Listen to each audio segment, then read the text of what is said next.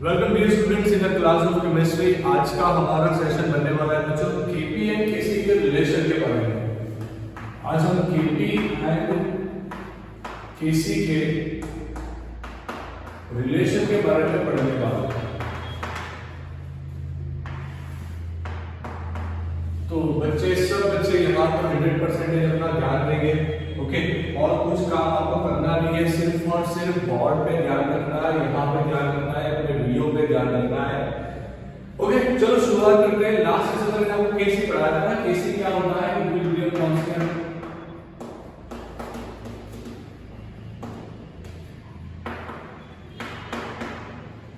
केसी होता है equilibrium constant. उसके लिए मैंने एक एग्जांपल आपको दिया था। मान लीजिए यहाँ पे हम ले रहे हैं example small a capital A plus small b capital B से बना रहे small c capital C plus small t capital D।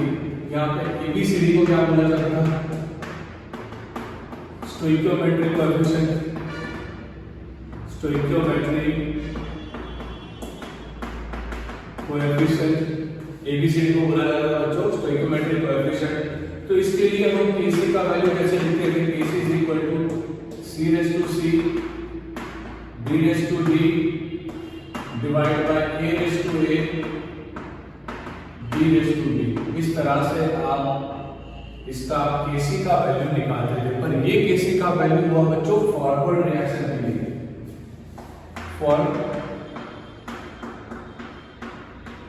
Forward reaction ये कब के लिए हो बच्चों, जब फॉरवर्ड रिएक्शन हो रही हो तब। अगर आपने इसी रिएक्शन को कुछ इस तरह से देखा, C plus D plus D से हमने बनाया small a plus small b, मतलब कि अब हमने लिया बच्चों यहाँ पे रिवर्स रिएक्शन। अब हमने लिया यहाँ पे रिवर्स रिएक्शन। अब जब आप लोग यहाँ पे रिवर्स रिएक्शन लिख रहे हो ना, तो आप Kc का वैल्यू क्या लिखोगे, Kc इज इक्वल टू यहाँ पर लिखेंगे Kc डैश। तो Kc dash is equal to बनेगा a raise to a d raise to b divide by c raise to c d raise to d। तो यहाँ पे कंफ्यूज होने वाली कोई चीज है ही नहीं बच्चों। अगर आपसे कोई पूछे कि Kc है Kc डैश का रिलेशन बताओ, तो Kc is equal to 1 upon Kc dash. ये बहुत छोटी-छोटी आपको ध्यान रखने वाली चीजें हैं। अगर आपने ध्यान रखा बच्चों तो यहाँ पे बहुत अच्छे तरीके से दोनों चीज क्लियर हो जाएगी। अब अगर आप एक रियल एग्जांपल ले लो, N2 + 3H2 से हम बना रहे हैं बच्चों 2NH3, ओके। यहाँ पे सब हमने गैसियस को लिया है, मतलब कि नाइट्रोजन भी गैसियस स्टेट में, हाइड्रोजन भी गैसियस स्टेट में, एंड बच्चों अमोनिया जो लिया ना वो भी गैसियस स्टेट में लिया। मतलब कि सारी की सारी चीजें हमने कौन से स्टेट में ली, यहाँ पे सारी की सारी चीजें बच्चों मैंने ली यहाँ पे गैसियस स्टेट में। अगर सारी की सारी चीजें गैसियस स्टेट में ली गई तो Kc का वैल्यू फॉर फॉरवर्ड रिएक्शन के लिए Kc का वैल्यू कैसे लिखोगे, अमोनिया का concentration raise to power 2 divide by nitrogen gas का concentration raise to power 1 divide by hydrogen gas का कंसंट्रेशन रेज़ टू पावर 3। पर ये सारी चीजें आप तब नहीं पाओगे जब आपको कंसंट्रेशन दी जाती है। कंसंट्रेशन जनरली होती है मोल पर लीटर के टर्म में। जो कंसंट्रेशन होती है वो जनरली होती है बच्चों मोल पर लीटर के टर्म में। मतलब आपको जब भी कंसंट्रेशन दी गई हो तो आप ये वाला फॉर्मूला यूज करो, चलेगा। अगर इसी इक्वेशन के लिए आपको Kc डैश लिखना हो तो आप कैसे लिखोगे बच्चों Kc डैश? Kc डैश के लिए रिएक्शन जो है ना उसे उल्टा देखना है, मतलब 2NH3 से ये चीजें बन रही है तो हमारा रिएक्टेंट क्या हो गया, अमोनिया। वो जाके डिकम्पोज हो रहा है, डिकम्पोज होकर हमको क्या दे रहा है, यहाँ पे नाइट्रोजन दे रहा है, हाइड्रोजन दे रहा है। तो उस केस में लिखेंगे यहाँ पे डियर स्टूडेंट्स, नाइट्रोजन का concentration raise to power 1, hydrogen का concentration raise to power 3, ammonia का कंसंट्रेशन रेज़ टू पावर 2। इस तरह से हम Kc डैश का वैल्यू भी लिख सकते हैं बच्चों। दिमाग में आया आपको, सारी चीज समझ में आने के लिए आ रही है, चलो बहुत अच्छा। अब इक्विलिब्रियम में प्रॉब्लम क्या होता है जनरली, जब भी आपको कोई भी क्वेश्चन दी जाएगी ना वहां पे ये एलिमेंट्स का या compound state, physical state fix होगा। मान लीजिए यहाँ पे गैसेस दिया है। अब जो गैस होते हैं ना, तो गैसेस के लिए बच्चों हम लोग गैसेस का प्रेशर मेजर करते हैं। उसको मोल पर लीटर में बहुत मेजर नहीं किया जाता। ज्यादातर हम लोग करते क्या है, गैसेस को मेजर करते हैं उनके पार्शियल प्रेशर से। मतलब कि नाइट्रोजन का प्रेशर कितना होगा इनिशियली, हाइड्रोजन का प्रेशर कितना होगा, अमोनिया का प्रेशर कितना होगा। सो इस तरह से देखो, आपको समझना है, बहुत इंपॉर्टेंट चीज है यहाँ पे कि हम लोग करते क्या है, हम लोग नाइट्रोजन का कंसंट्रेशन मोल पर लीटर में मेजर नहीं करते जनरली। हम लोग क्या करते हैं, नाइट्रोजन गैस का प्रेशर इतना था इनिशियली, हाइड्रोजन गैस का प्रेशर इनिशियली कितना था। अब वो दोनों एक दूसरे के साथ रिएक्शन लगा रहे हैं, अब अमोनिया बन रहा है, तो धीरे धीरे नाइट्रोजन कम होता जाएगा। मतलब कि नाइट्रोजन का जो प्रेशर था वो कम होता जाएगा, हाइड्रोजन धीरे धीरे कम होता जाएगा, मतलब हाइड्रोजन का भी प्रेशर धीरे धीरे कम होता जाएगा। अमोनिया बढ़ रहा है, मतलब कि जैसे जैसे अमोनिया के मॉलिक्यूल बनते जाएंगे वैसे वैसे बच्चों क्या होगा, उसका जो प्रेशर है, अमोनिया का प्रेशर वो ज्यादा होना शुरू हो जाएगा। मतलब अगर आपने शुरुआत में देखा तो आपको नाइट्रोजन का एंड हाइड्रोजन का जो प्रेशर है ना वो ज्यादा मिलेगा, पर जब आप एंड में देखोगे तब आपको अमोनिया का प्रेशर ज्यादा मिलेगा। अगर आपको यही सारी चीजें दी गई हो, मतलब कि आपको डेटा दिया गया है प्रेशर के टर्म में, तब तो आप केसी नहीं लिख पाओगे ना। जनरली गैसेस की जब बात आएगी तब आपको मोल पर लीटर वाला कंसंट्रेशन बहुत कम दिया जाएगा। वहां पे कंसंट्रेशन के अलावा आपको और एक चीज दी जाएगी बच्चों जनरली, वो होती है पार्शियल प्रेशर। तब हमें यूज करना होता है केपी को। तो केपी इज इक्वल टू लिखते क्या है, बस अगर आपको यही रिएक्शन फॉरवर्ड रिएक्शन के लिए केपी लिखना हो, कौन से केपी, फॉरवर्ड रिएक्शन के लिए मुझे केपी लिखना हो तो मैं कैसे लिखूंगा फॉरवर्ड रिएक्शन के लिए केपी। तो देखो मैं करूंगा कुछ नहीं, फॉरवर्ड रिएक्शन ये है, ये मेरा प्रोडक्ट हुआ, तो यहाँ पे यही आएगा partial pressure of ammonia divide by partial pressure of ammonia, उसको raise to power 2, partial pressure of ammonia raise to power 2 divide by partial pressure of nitrogen raise to power 1 in other bracket partial pressure of hydrogen raised to power 2। तो इस तरह से मेरे प्यारे बच्चों Kp का value निकाल पाओगे। यहाँ तो Pns में क्या है, Pns के लिए बच्चों partial pressure of ammonia, partial pressure of ammonia, pressure of ammonia. Pn2 क्या है, partial pressure of nitrogen, partial pressure of nitrogen. pH2 क्या है बच्चों, partial pressure of hydrogen, partial pressure of hydrogen. कई सारे बच्चों को क्वेश्चन होगा कि ये जनरली पार्शियल प्रेशर है क्या, तो लेट मी एक्सप्लेन ये पार्शियल प्रेशर क्या चीज है। कोई भी गैस को अगर आपने एक बंद कंटेनर लिया, बंद कंटेनर में नाइट्रोजन को खुला छोड़ दिया, तो वो सिंगल गैस का जो प्रेशर होगा ना उसे नाइट्रोजन का पार्शियल प्रेशर बोला जाता है। उसी तरह से हाइड्रोजन का पार्शियल प्रेशर का मीनिंग क्या होगा, अगर वही कंटेनर में अब हाइड्रोजन अकेला गैस भरा जाए एंड प्रेशर मेजर किया जाए तो उसे बोला जाएगा बच्चों पार्शियल प्रेशर ऑफ हाइड्रोजन। उस प्रेशर को बोला जाएगा पार्शियल प्रेशर ऑफ हाइड्रोजन। ध्यान रखना, आप जो भी आप अपने व्हीकल के टायर्स में जो हवा फिल करवाते हो ना, तो आप क्या पार्शियल प्रेशर वर्ड यूज नहीं कर पाओगे, क्यों, क्योंकि हवा जो आप भरते हो उसमें नाइट्रोजन भी जाएगी, उसमें ऑक्सीजन भी जाएगी, उसमें कार्बन डाइऑक्साइड भी जाएगा, मतलब कि बहुत सारे गैसेस जा रहे हैं।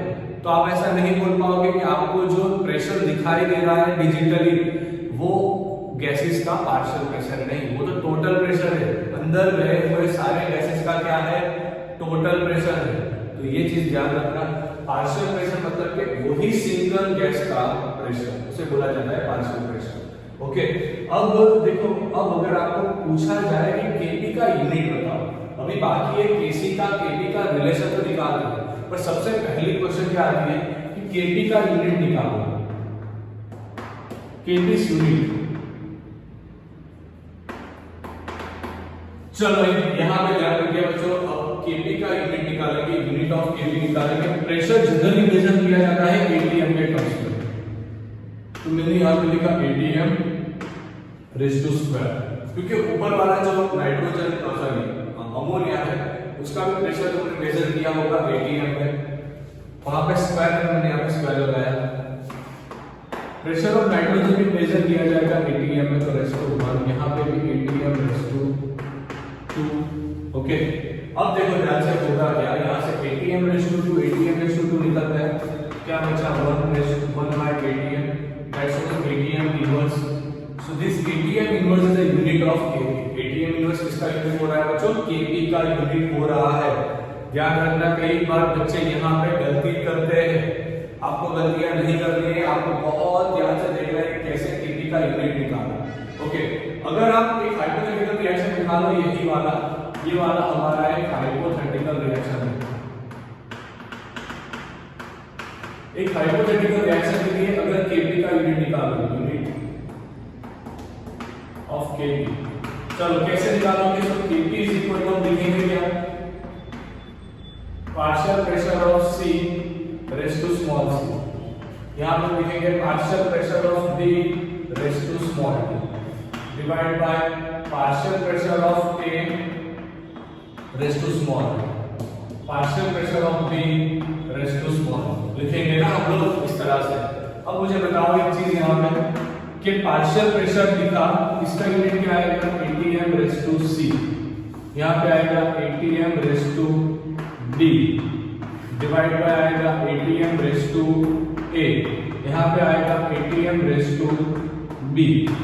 अगर आप लिखना चाहो तो by using your mathematics skill क्या आप ऐसा नहीं लिख पाओगे? ATM raise to C plus D minus A plus B लिख पाओगे ना? अब आप पूछ रहे हो C एंड D है क्या? C एंड D क्या है? Product. And small c and small d क्या है? प्रोडक्ट के stoichiometry. Small c and small d क्या है? Products stoichiometry. Small a small d क्या है? Reactant stoichiometry. Reactants stoichiometry. तो क्या आप ऐसा नहीं बोल सकते यहाँ पे कि C minus D, sorry C plus D minus A plus B, ये और कुछ नहीं है बच्चों, ये होता है ATM raise to product stoichiometry minus reactant stoichiometry. और यही तो बच्चों किसका वैल्यू है? यही तो डेल्टा Ng का वैल्यू है। डेल्टा Ng आगे की थ्योरी में आप पढ़े हो ना, डेल्टा Ng मतलब change in a mole. Delta Ng कैसे निकालेंगे? प्रोडक्ट के mole, products mole minus reactants mole, ये करके आप क्या निकालते हैं? Delta Ng। So ATM raise to delta Ng होता है यूनिट ऑफ Kp। तो सबसे पहली चीज ये थी आपको ध्यान रखनी है कि कैसे Kp का हमने क्या निकाला? यूनिट निकाला। सबसे पहले बच्चों आप ये समझो Kp का यूनिट कैसे निकाला। Okay, now let's start the relation between Kp and Kc। अब आप जैसे जानते हो कि for ideal gas,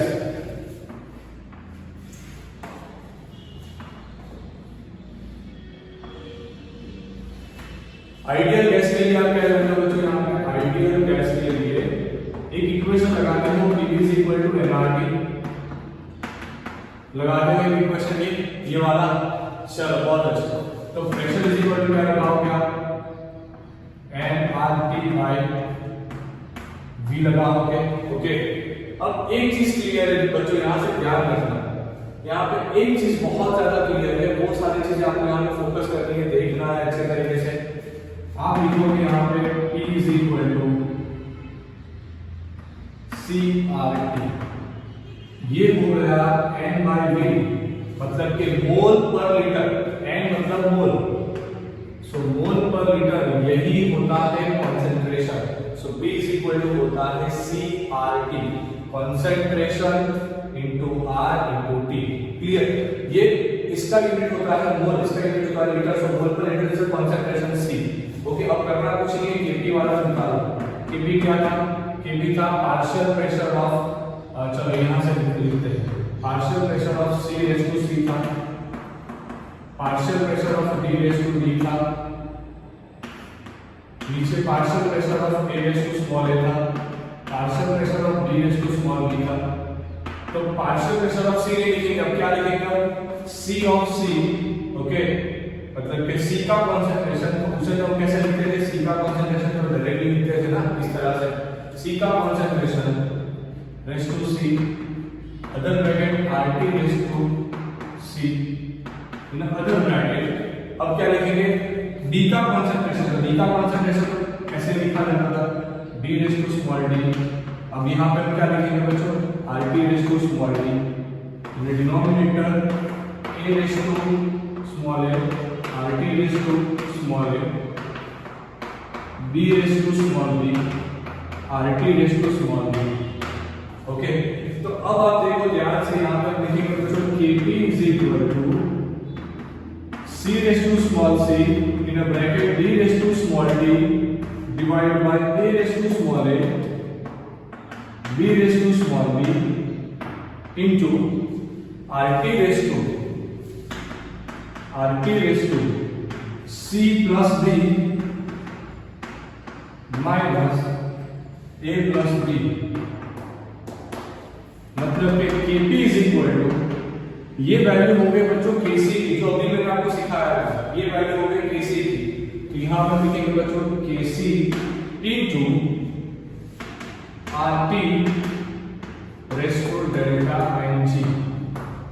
so Kp is equal to Kc into RT raise to delta Ng। ये होता है Kp Kc का रिलेशन, जो आज के टॉपिक था हमारा। यहाँ पे R क्या है? R है बच्चों universal gas constant, universal gas constant. T क्या है हमारा? T है टेम्परेचर। डेल्टा Ng क्या है? डेल्टा Ng है change in mole, change in mole for gases. वो कैसे निकाला जाता है? प्रोडक्ट्स मोल, प्रोडक्ट्स मोल माइनस रिएक्टेंट मोल, रिएक्टेंट्स मोल। इस तरह से निकाले जाते हैं डेल्टा Ng के वैल्यू। एंड ये था बच्चों आज का हमारा टॉपिक। I'm sure मुझे पूरा भरोसा है कि आपको अच्छे तरीके से पूरी चीज समझ में आ गई। सबसे इनिशियल में क्या किया? Kc को डिफाइन किया, उसके बाद Kc डैश को भी डिफाइन किया, उसके बाद हमने क्या किया? Kp वाला टर्म देखा, पार्शियल प्रेशर क्या चीज होती है वो समझी, उसके बाद Kp का यूनिट निकालना सीखा।